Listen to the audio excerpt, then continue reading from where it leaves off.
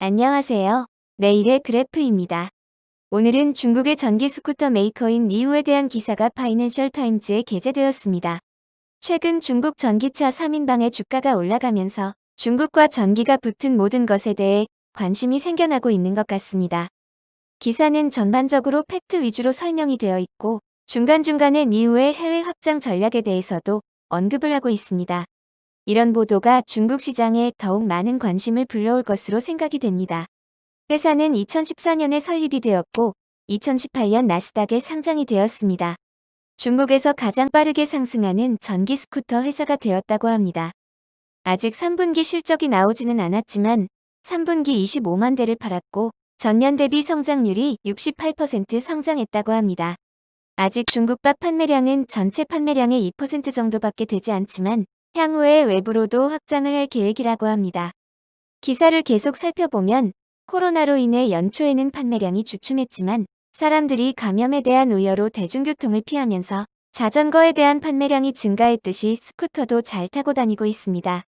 스쿠터 역시 출퇴근하면서 사회적 거리두기를 잘할 수 있는 방편이기 때문입니다.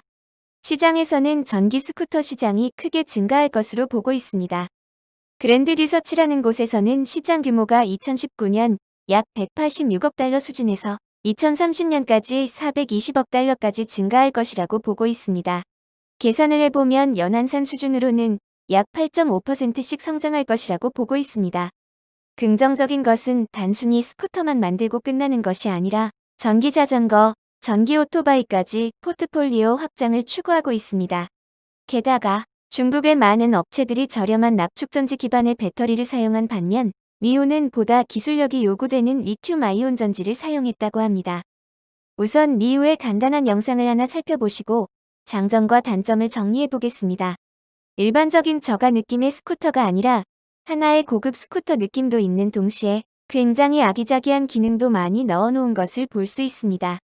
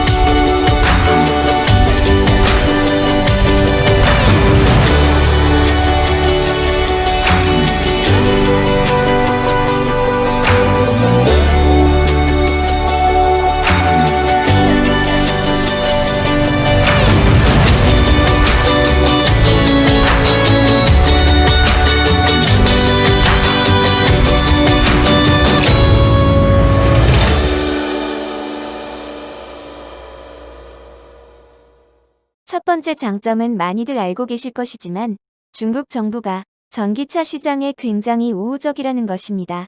올해는 원래 삭감하려고 했던 보조금 제도를 다시 연장시켰습니다. 그것도 중국 자동차들에게 조금 더 우호적으로 적용하였습니다.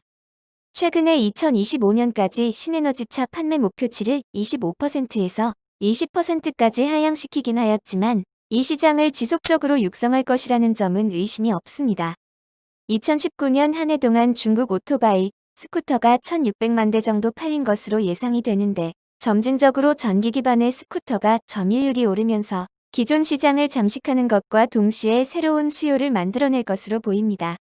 작년 중국에서의 전체 스쿠터 및 오토바이 1,600만 대 판매량 중 전기 스쿠터의 비중은 약 11.2%를 차지했다고 합니다.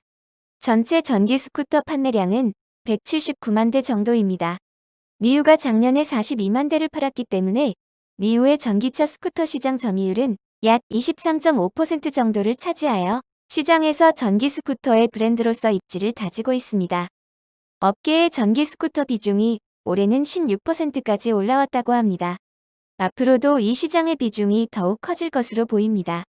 다만 2019년의 연간 성장률은 24%로 생각보다 높지는 않았지만 이번 3분기에만 25만 대의 스쿠터를 판매하면서 2019년 매출의 반을 이미 초과하였습니다. 3분기 판매 실적은 전년 대비 68% 성장으로 다시 성장 궤도에 올랐다고 합니다.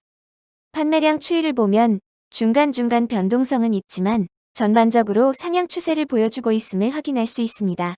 그러면 상품 자체는 매력이 있을까요? 다양한 상품 라인업도 장점입니다. NQi 시리즈는 배터리 탈부착이 가능한 스쿠터로 배터리를 탈착 후 집에서 충전도 가능하다고 합니다.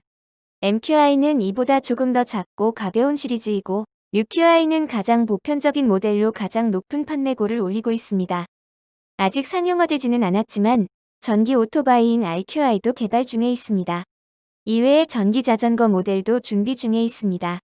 디자인도 디스플레이도 현대적으로 적용을 하고 있습니다. 스마트폰 어플과 연계하여 다양한 데이터를 활용할 수도 있습니다. 도난 방지 기능도 있어서 어렵지 않게 스쿠터를 찾을 수도 있습니다.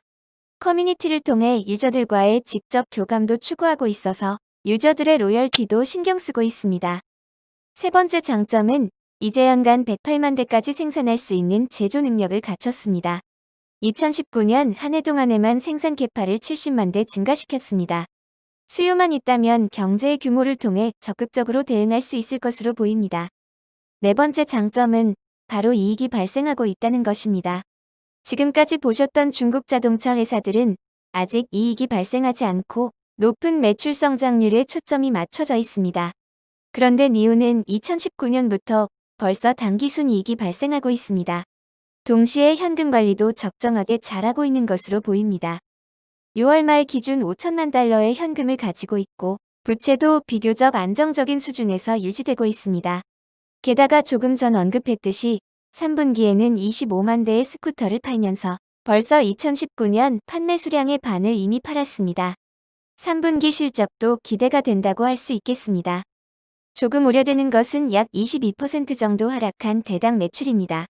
아마도 공격적인 영업으로 스쿠터 단가를 인하해서 그런 것은 아닌지 지속적으로 체크해야 할 것으로 보입니다. 또 한 가지 생각해봐야 하는 것은 바로 경제적 혜자가 있냐는 점입니다. 스쿠터 제조는 전기자동차 제조와는 달리 비교적 공정이 단순한 것으로 보여서 언제든지 경쟁자가 출현할 수 있을 것으로 보입니다.